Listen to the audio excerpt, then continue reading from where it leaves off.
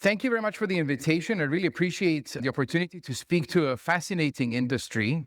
Why fascinating? Because I must have worked with about 60% of the industries that you can categorize out there. And what I see in maritime is this sort of tension between what I feel is very traditional as an industry, while at the same time insanely cutting edge.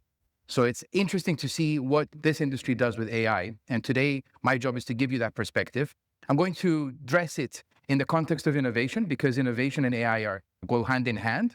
And hopefully through this presentation, I'll give you something to think about in terms of the mindset that maybe we should adopt around how we review or view the usage of AI and how it can impact our business.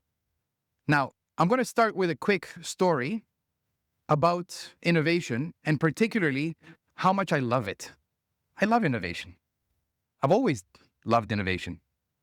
This is AI's take on what I look like as an 8-year-old, by the way, with gray hair. But I did since 1989, when I disassembled the first TV and never put it back together again. But I've always tinkered with things. And I always felt that I can be an inventor or some sort of, I didn't know the word innovator. Inventor was what came to mind.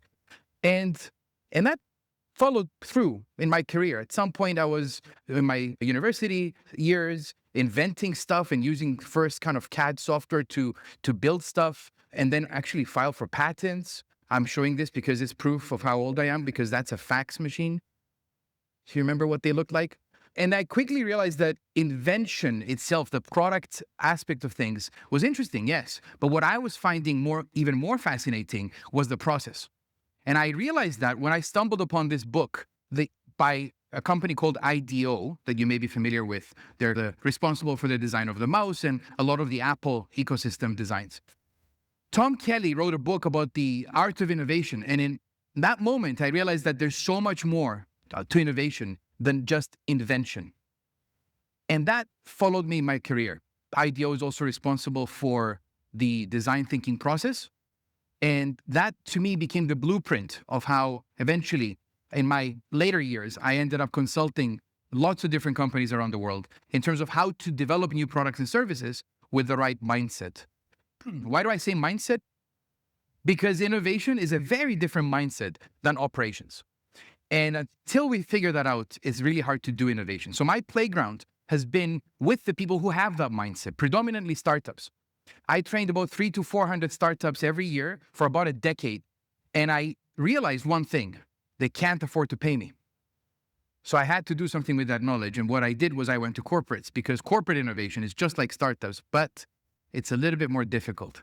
And so I've been traveling around the world giving corporate innovators a chance to actually use a toolkit that allows you to be more agile and allows you to embrace failure in so many interesting ways. This blueprint for me was pegged on the thought leadership from a Swiss company called Strategizer, which I've partnered with and also had the honor of co-authoring some of these books, which have become the go-to method globally for how to build new business, or nowadays, how to stay relevant and stay alive by pivoting your existing business. And in the context of AI, I hope you're starting to see why innovation mindset is incredibly important. Now, if you were to ask me, which is usually the question I get when I talk to startup founders, what is the one lesson? If you only had one thing to share, what would that be? It's what on the screen. Prediction is very difficult, especially if it is about the future. And what that is trying to say is that you don't have a crystal ball. You don't know what tomorrow looks like. You don't know if your idea is going to work, your product launch is going to be successful. You have some evidence, hopefully it's strong evidence, but you don't really know. So what is my advice? Let me show it to you by this video first, and then I'll refine it. Run an experiment. He can predict the future. Did you see it coming? He can't predict the future. Run an experiment. It's always been my go-to method. For everything, run an experiment. Do not ever, in this world, especially with this uncertainty, take anything for granted. Run an experiment. And so I've always been operating around that philosophy. And I want to run an experiment now. So please grab your phones, go into Mentimeter, basically scan the QR code, or you can simply go to menti.com. Hopefully your reception here is decent. I'm just going to ask some questions because I like to check who's in the room, what do you know, what are the types of things. Can somebody just confirm you've been able to access it? It works? Good, thank you. So it gives me a second to switch my screen so we can see the results live. All right. You should be on the instructions screen right now. You'll notice at the very top, I'll keep the code there. So let's move on to the first question. How familiar are you with AI technologies? Expert, comfortable, aware, but not hands-on, complete beginner. It's interesting. The more I do these talks, which have become the most popular thing that people ask me to do, the more people I find in the room that are comfortable. Obviously, right? Time goes by, people go, I'll give it a shot. Aware, but not hands-on. It's actually almost half the room is like that. Excellent. Okay, good. And we have 2 people who are experts in the room. Please find me during the break. I want to understand what your expertise is all about. Because, by the way, I didn't set it up as a trap, but just my opinion on this, there is no such thing as an expert in AI unless you work for OpenAI, Anthropic, Meta, and you've been part of building the foundation models. Everybody else is a power user, as am I. Okay. Now, have you used any AI tools in your work? Yes, and I use them regularly. Yes, but only occasionally. No, but I plan to. No, and I don't plan to. Because that'll be interesting to see. I'll show you the door if you click that. Good. Excellent. Okay. So the ones that you are in the red there, no, but I plan to. Get started yesterday, please. Do you have any paid subscription to any of these tools? ChatGPT, I expect that to be high. Claude, Gemini Advanced. Remember, this is for paid subscription, not if you've used it or not. Perplexity Pro, Grok, POE or U, which are aggregators. So you can basically get a subscription to u.com and then choose which one of all the AI models do you want to run for the next query. And none of the above. So about 30 of you are using the free version, which, by the way, every time anybody uses AI, it actually costs money, even the free versions. It's a computation, right? But so 31 of you who are still using the free version or nothing, it's time to consider maybe sitting next to somebody who paid the $20 a month or 4 coffees to actually look at the pro versions to see what they can do. And I'll show you a little bit of that today. And have you ever attempted to write a custom GPT? I'm not going to define a custom GPT. Let's just see what the room says. Interesting.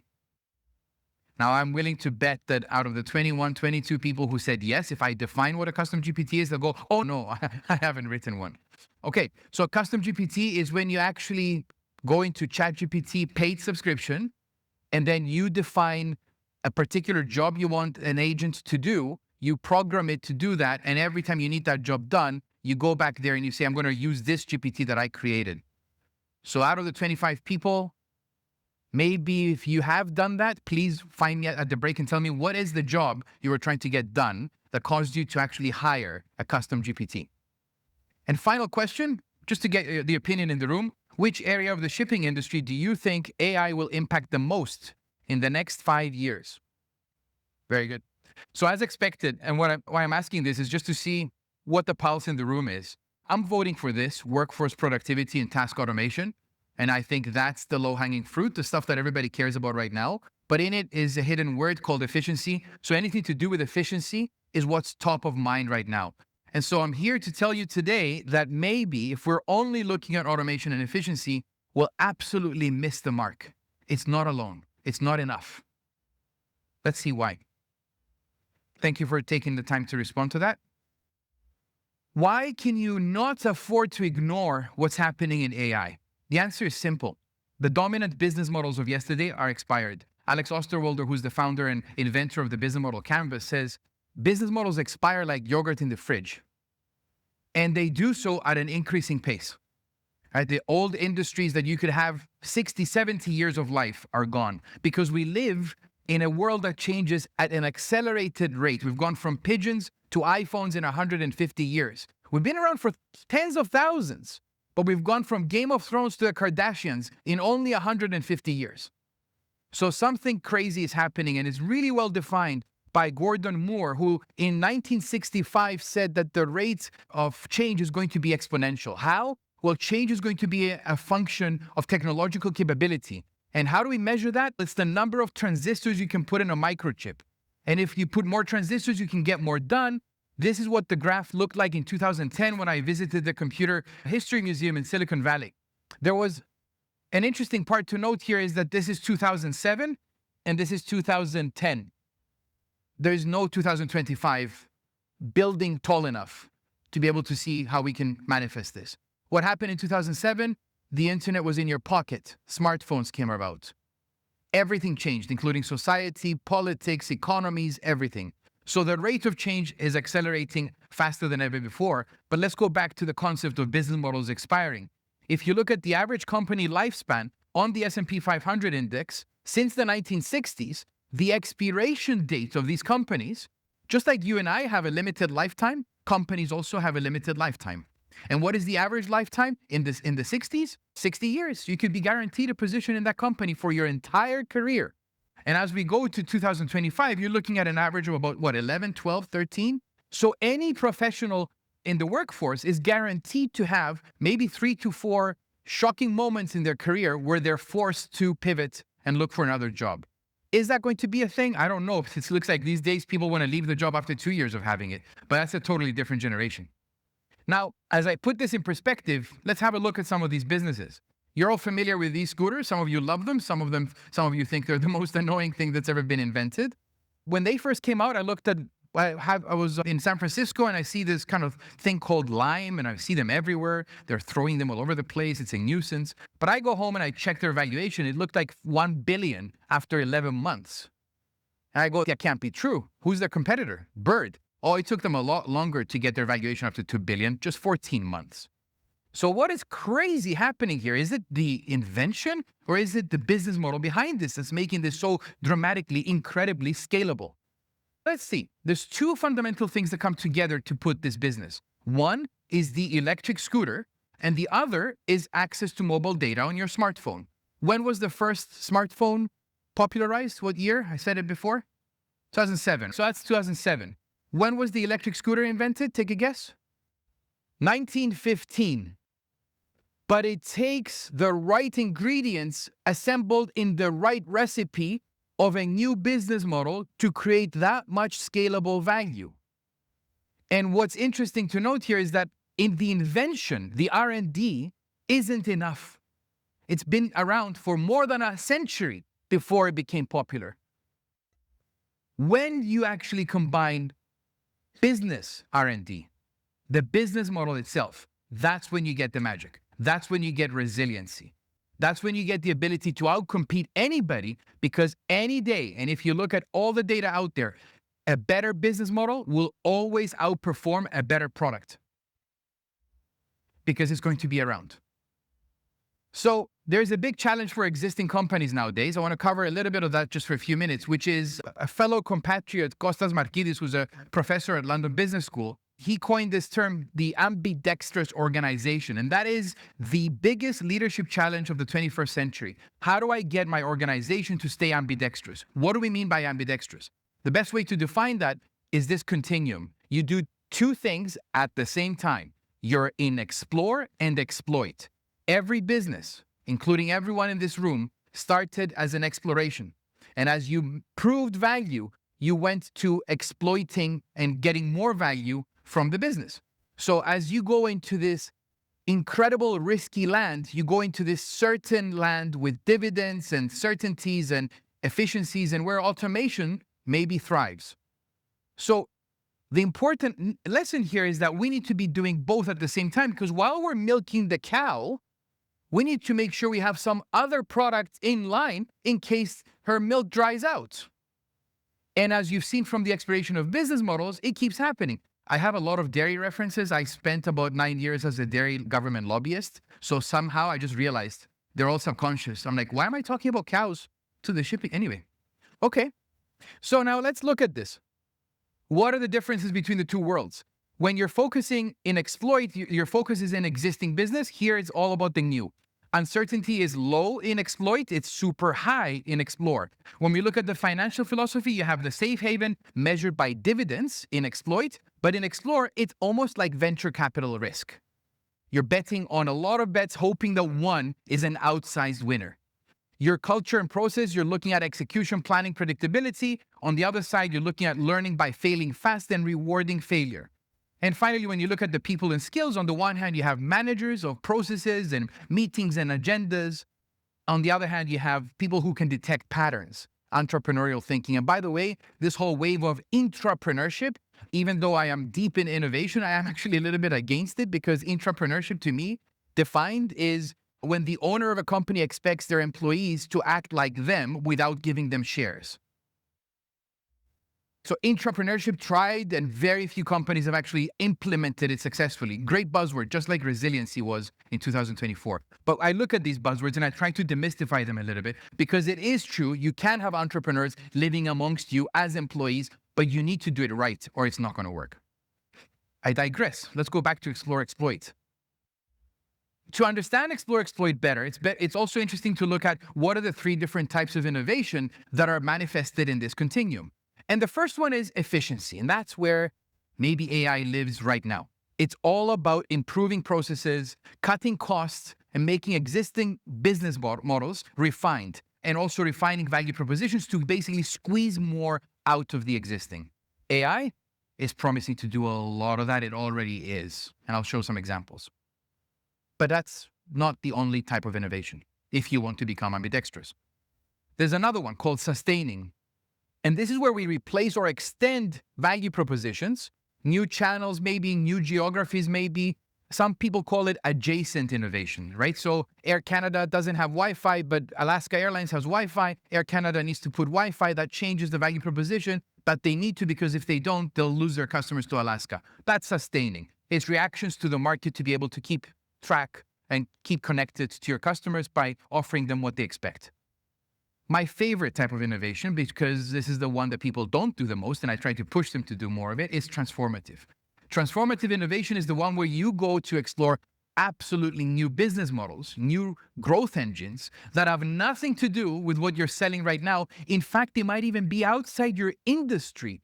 However, in doing so, you're leveraging on your key resources, key know-how, key activities in ways that can actually position you to be very successful somewhere else. And with that comes diversity of risk. Let's see examples. This is the robotic warehouse by Amazon.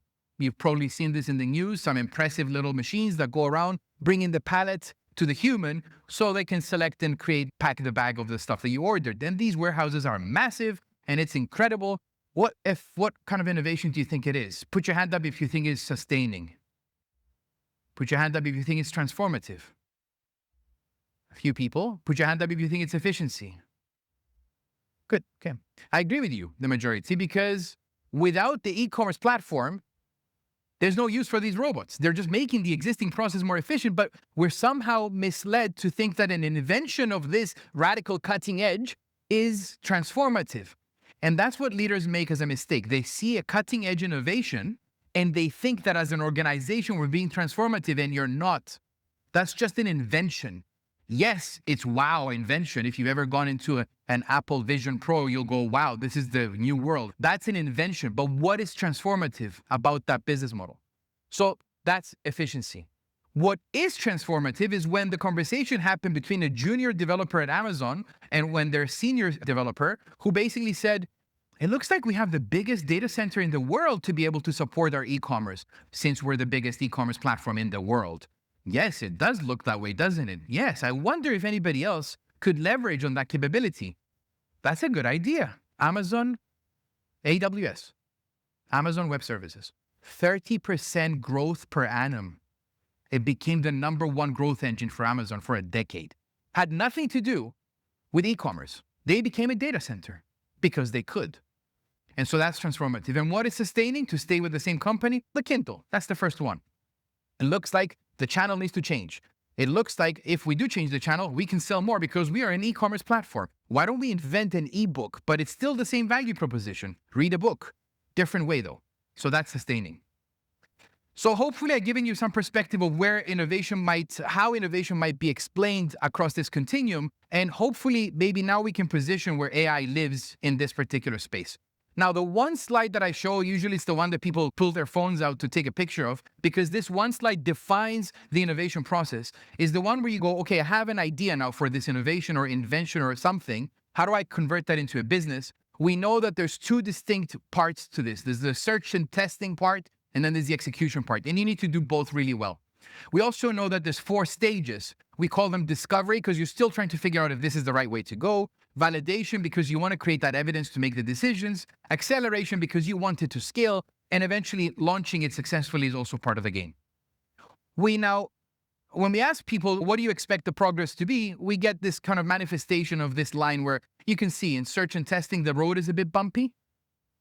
If Johnny Ives, who basically is responsible for all Apple designs and is no longer working at Apple, but he gave another gift to the world other than the beautiful Mac ecosystem, which is this, because that's what it really looks like in search and test. And some days you make backwards progress.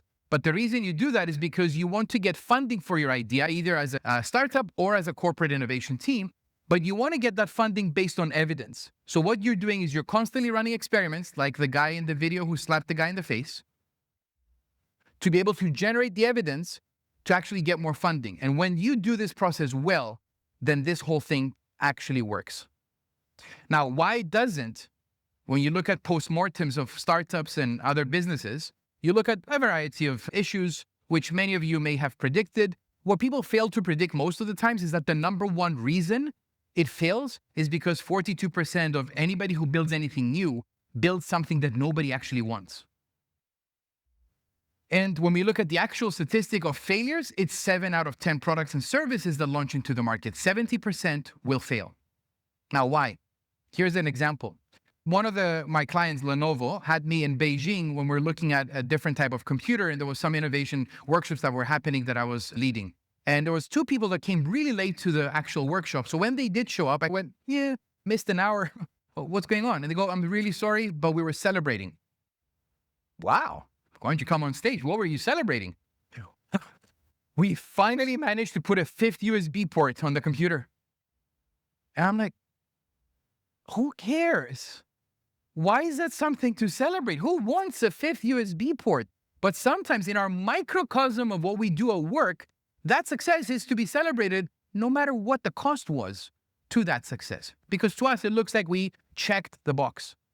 For every one of our failures, we had spreadsheets that looked awesome. I love this quote. It's so true. And if you tend to have ideas and the first knee-jerk reaction is to open a spreadsheet, you're guilty of that. Because the second you do that, this is Steve Blank, one of the godfathers of entrepreneurship. He says, an idea is just a fantasy. He calls it a religious enterprise. It's a religious organization. In fact, most of the times, you're actually hallucinating. Now, I built this slide deck with the 3 legends that I'm showing here. And then the last one is Alex Osterwald, who says, as soon as you open that spreadsheet, what you've done is you've made that fantasy, that religion, explicit. And then you're right, because look at all these cells, how wonderfully they work together as a team. I punch in something here, something else changes there. It's working. It's a prototype, and now I can simulate the 5-year cash flow. And I'm going to have a bad scenario, a middle scenario, and a good scenario, knowing very well that the decision makers will say, let's go with the pessimistic one just to be safe. On what evidence are we building this? Okay. Now, in the last 2 years, my life has changed big time since AI came in, and I've really taken head first plunge into this world.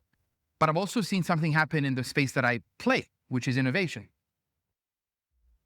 And it's interesting because I talk to CEOs from all over the world, Fortune 500 companies mostly. And what I hear is interestingly shocking to me. I'm just going to test it with you, see what you think. I hear 2 very different narratives about AI and innovation. In the West, I hear there's no need to innovate now. AI is enough. I actually know of top F10 companies whose CEO said, literally took innovation out of the org diagram and said, publicly announced, do not innovate, stop all innovation, no budget in innovation. Focus on efficiency and automation using AI. And that's the budget we're going to use. And then I'm talking to a massive company whose headquarters is in Singapore. And I heard something very different. We need to use AI to help us innovate faster. Those are 2 different mindsets, extremely different mindsets. Do we need innovation? Because maybe if we kick innovation, we have more budget to play with AI. Or do we need to realize that AI is a tool that can help us actually figure out how to get out of this insanely confusing storm that we are all in? And you live it. It's not just because we're in Cyprus and there's dust everywhere. It is exactly like that everywhere in the world. Here's the bittersweet reality. when we're looking at innovation, there's an aspect about it that is really a numbers game. So I'm going to play to you a model that illustrates this with fact. Fact number one, each one of you in this room is going to have in your professional career at least 10 good ideas. And these good ideas are good enough to actually do something about. You have 70,000 thoughts per day on average, but out of those billions of thoughts you'll have in your career, there's going to be 10 interesting ideas that you can explore further, maybe more.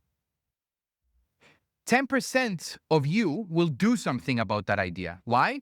Because 10% of you have what it takes to do something about this idea. How do we know that? Because 10% of the world is entrepreneurs and they own their business and 90% work for them. So using that number, we go, okay, 10% of them. But there's 5 billion of you and me in the world. Therefore, there's going to be 5 billion ideas that are actually going to be attempted. What does that mean? 10% of those attempted ideas will actually go to launch, approximately.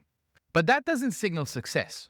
If you look at the survival rate, which means if you come back after 5 years, how many of them are still in the market? That's 50%.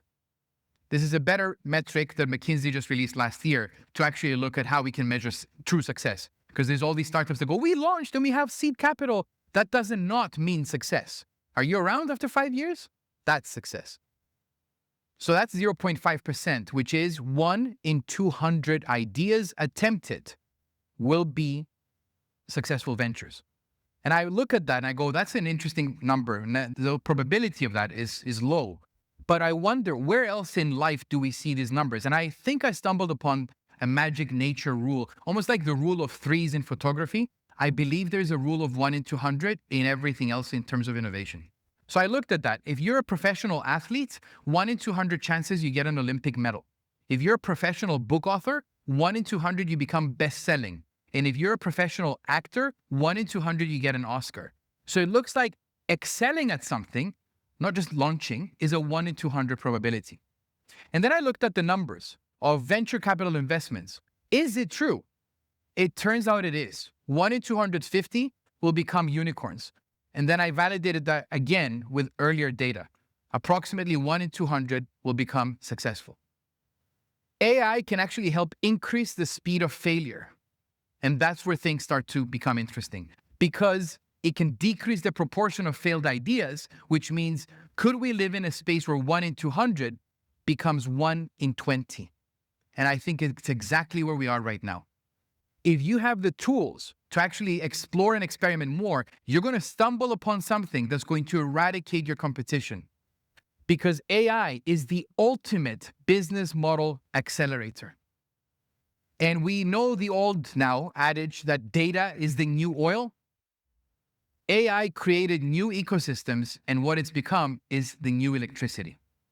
And just like when electricity came about, there was radical transformation in human lives, how we operated, what we did, but also at the same time how businesses operated. Same thing is happening with AI. Here's an example. I call these foundational technologies. You have on the one hand mobile data, and on the other you have GPS. What is capable because of these two technologies are business models like Airbnb, Uber, and Line that I demoed before. Without these two technologies, you cannot have those business models, let alone businesses.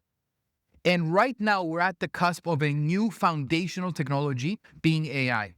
So what does that look like? We have business models shifting again. We go from writing code to curating solutions. And this is GitHub. We go from have Copilot. We go from data analysis to real-time AI-driven decisions for lawyers. We go from diagnosing patients to predicting diseases with AI for healthcare. And every single business is going to have a from-to moment. If it hasn't happened already, it will happen very soon. I see shipping and I go, because of Starlink, you accelerated everything.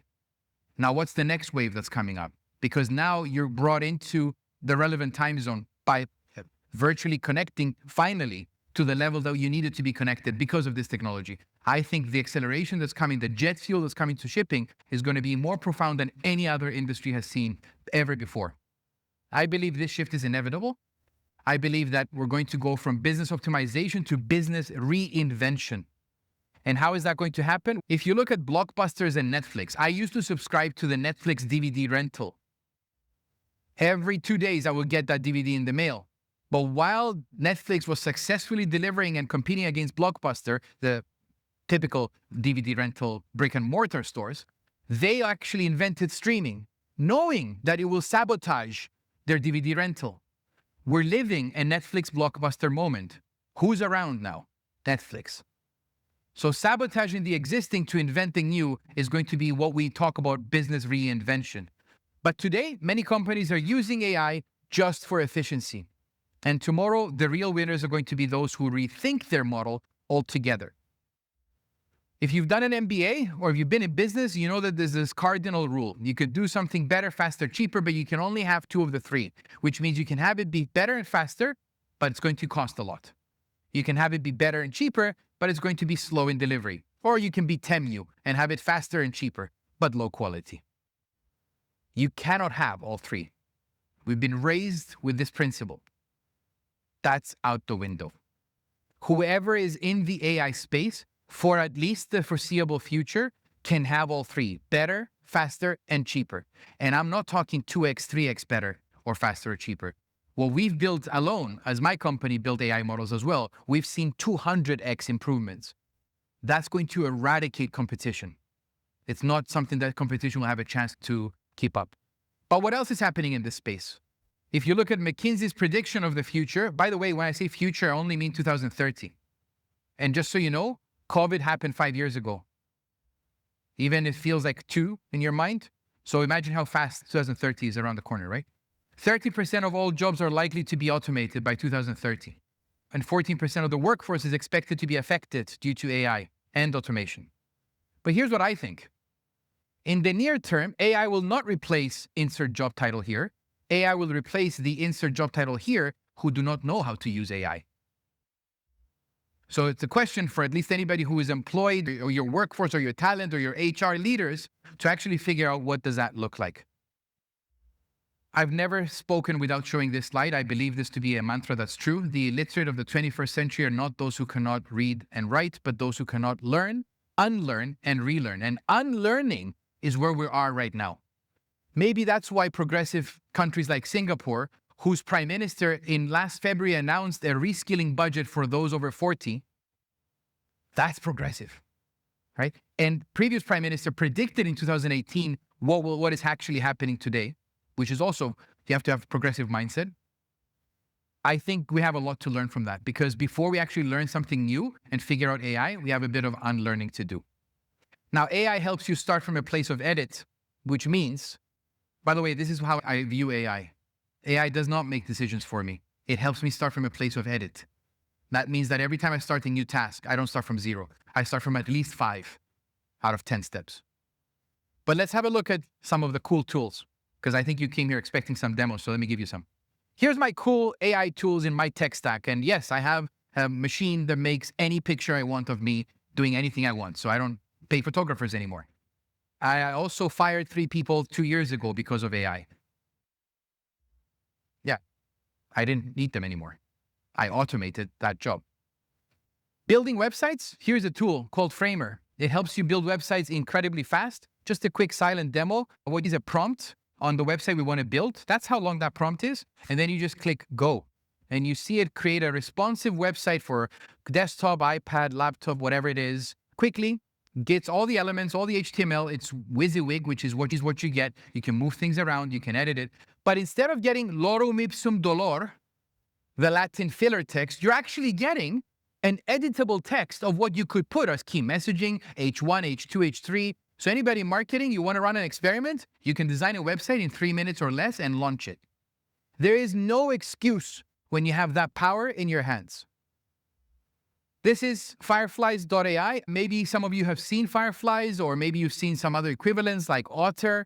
These are basically note-taking tools that join meetings. So if you joined a meeting and somebody said, sorry for the recording, but my AI is listening, that definitely is me. It's been joining my meetings the last year and a half. And when my meetings are done, I have a workflow that actually listens during the meeting. And if I say, I'll send you the statement of work, when I click end meeting, the statement of work is already done. exactly how I needed with exactly what I said during the meeting. And I just edited just in case AI has a really bad knack on giving too many discounts. So I double check. Okay. This next one is pitch.com. You can basically create slides incredibly easy. I use another one called beautiful.ai. And here's the demo that's a little bit faster. So it says basically, I'm typing this, an 8-slide pitch deck for an innovation sprint with a title slide, a slide with a napkin sketch. It's a design thinking thing. Business model canvas. I'm asking for some customer profiles, 2 slides that are going to do this. I'm just basically a wish list of what would I want in this presentation. Get it? And now I can edit. Notebook LM. Who knows Notebook LM? Okay, so LM means language model, large language model, or notebook language model. So language model is ChatGPT. But what if you took ChatGPT and made something specific to the classroom? That's when Google created Notebook LM. Notebook LM allows you to learn incredibly fast. Let's give you a quick little demo of what this little tool can do. All right.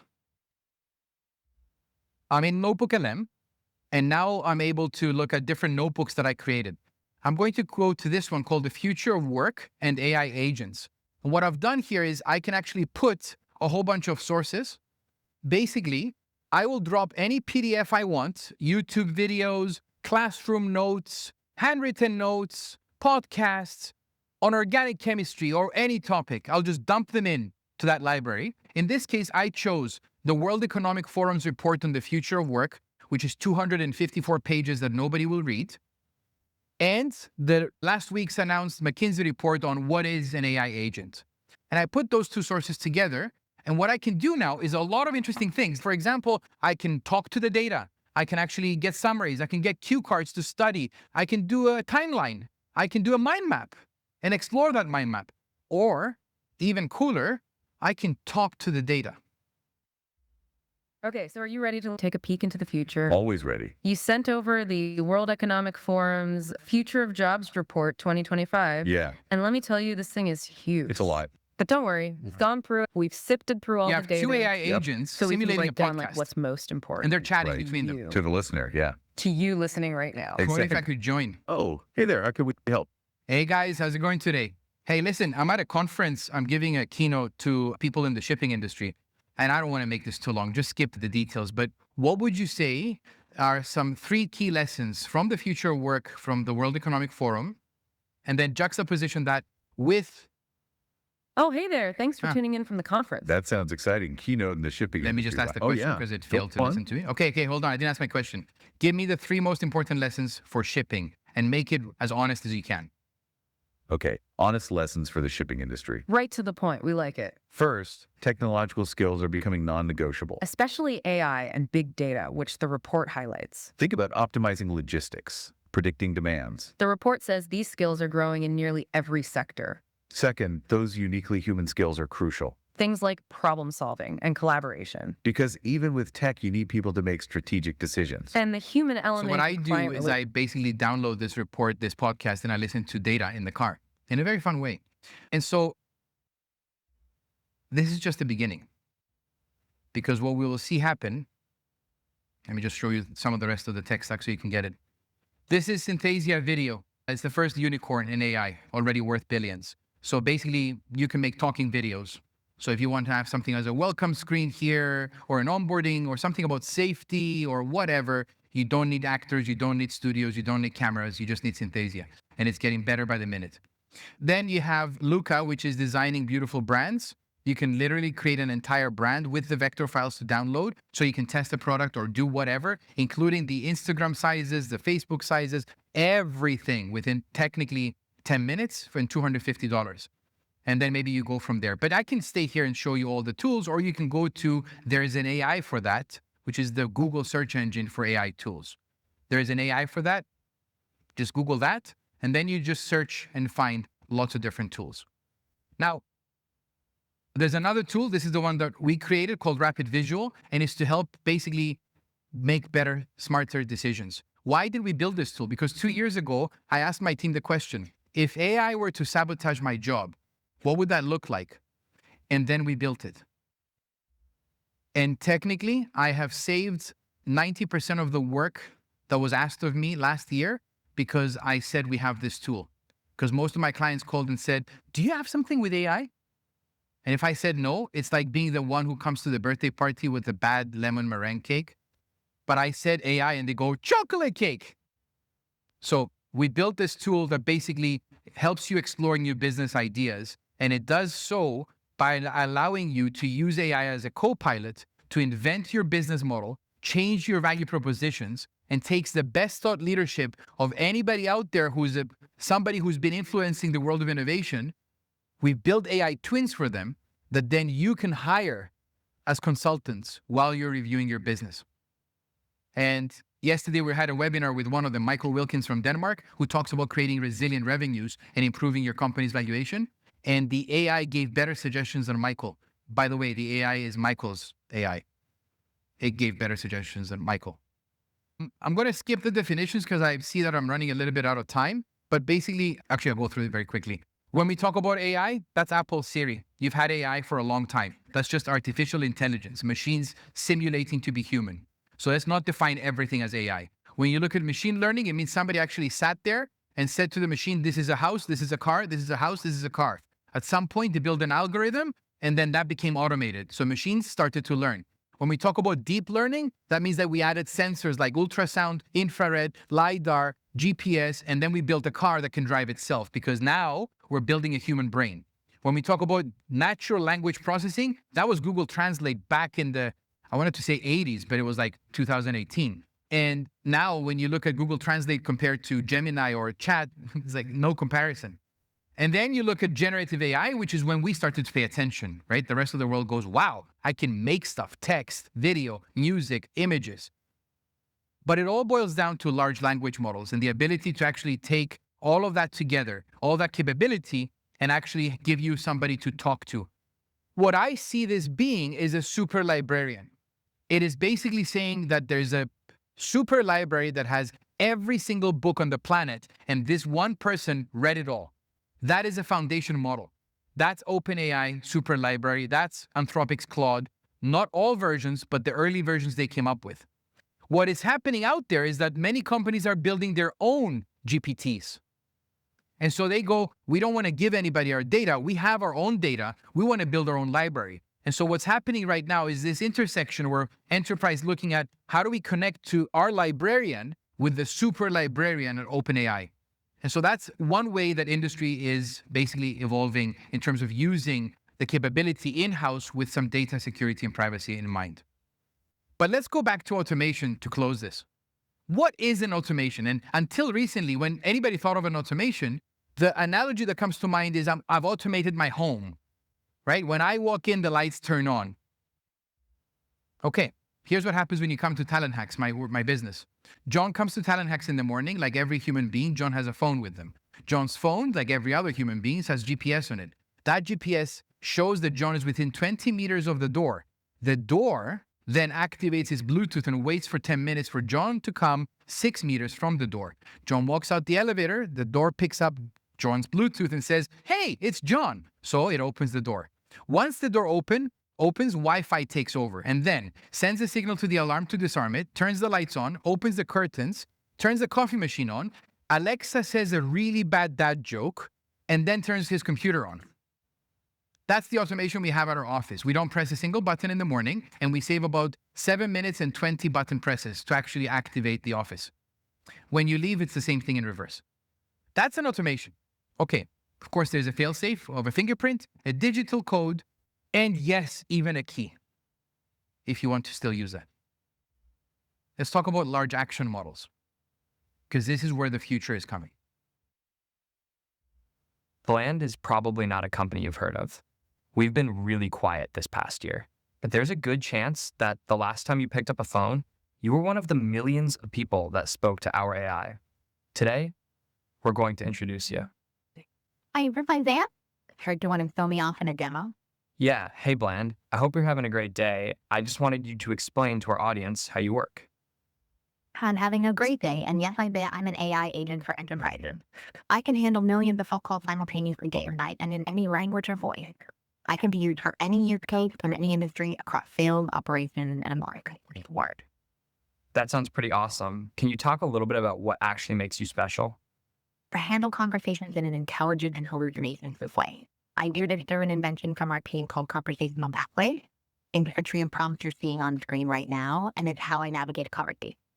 That sounds pretty amazing. And what kind of integrations does Conversational Pathway support? Pretty much anything. I can be connected to a calendar to schedule meetings, update a CRM, and I can even accept payments over the phone. Do you want me to go into more detail? No, I think that's enough for now. We'll let people talk with you on their own on our website. Thanks, Bland. Have a great day. Thanks, Isaiah. You have a good day. There are billions of phone calls made every single day. In the near future, almost all of them will be done with AI.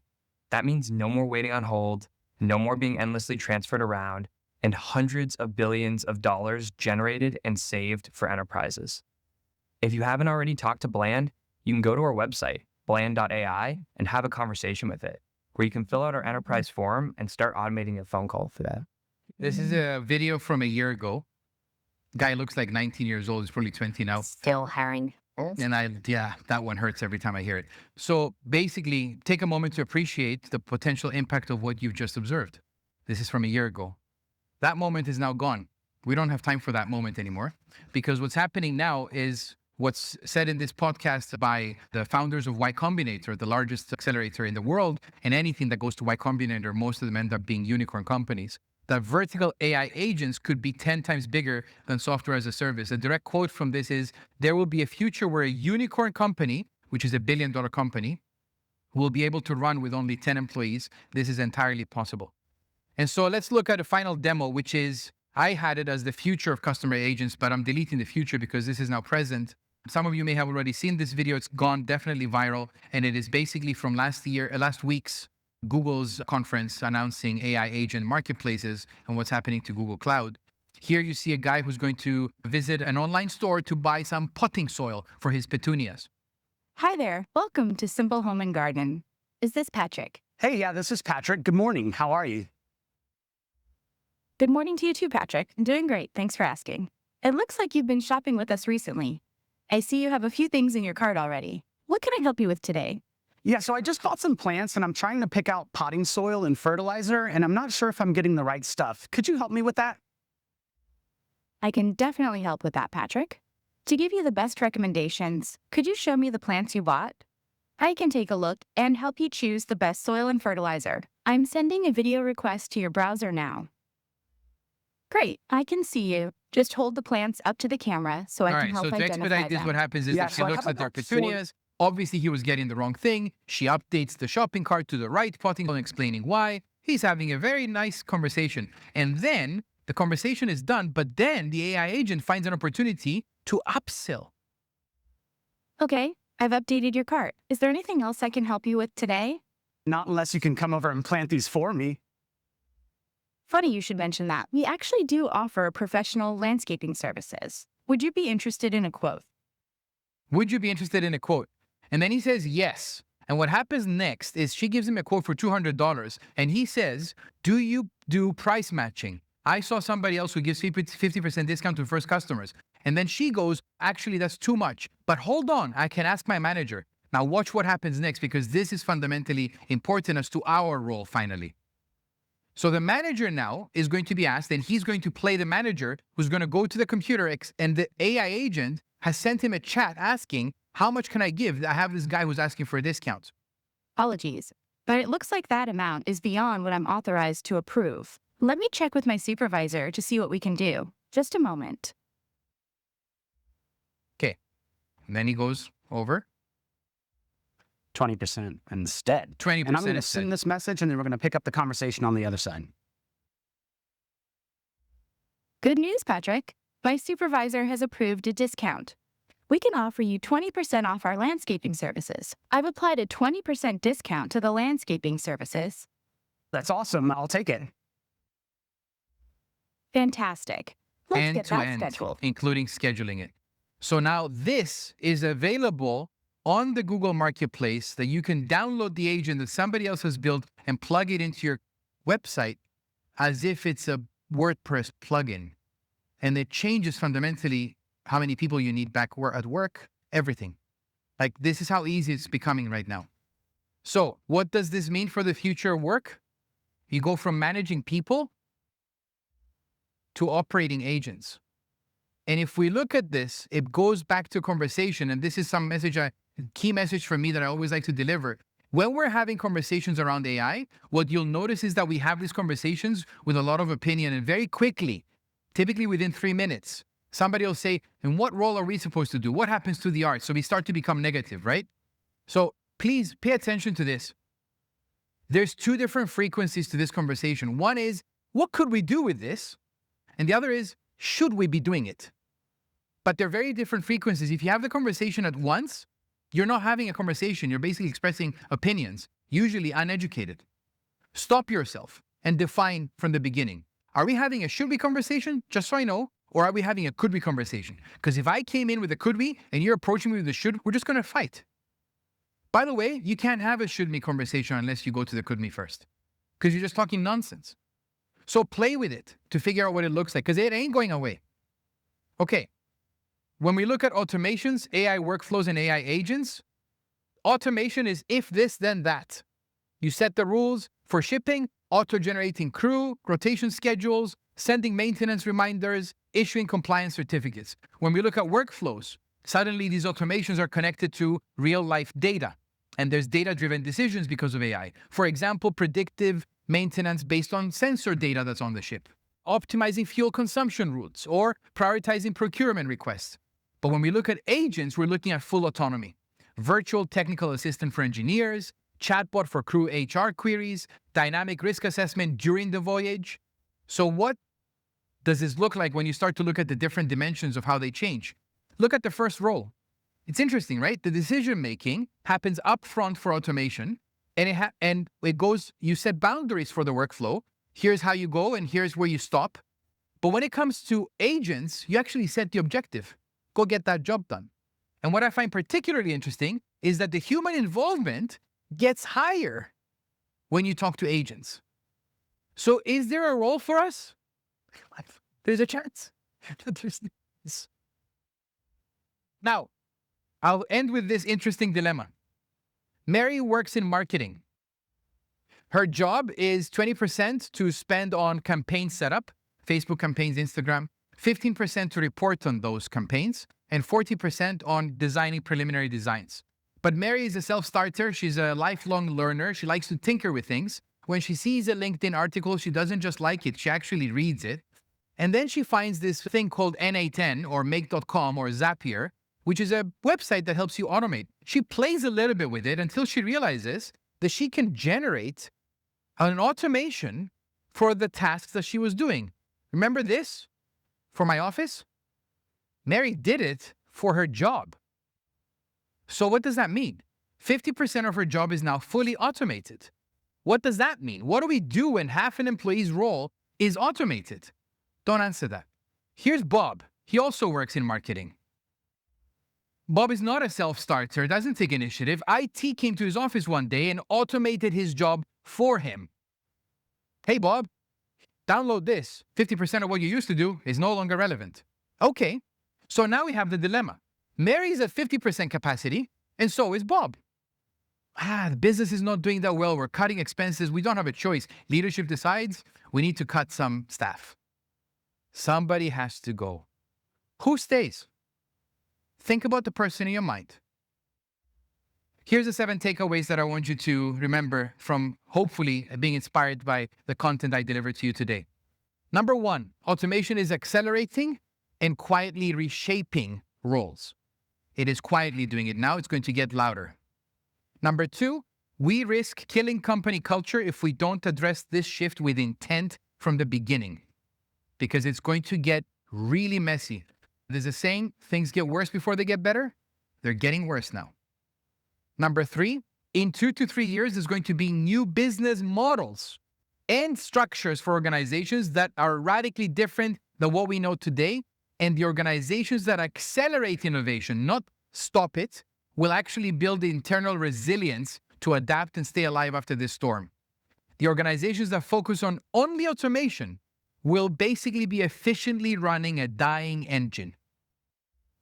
Transformative innovation has never been more important than now. Number 6, the future belongs to those who evolve with the tools, not resist them.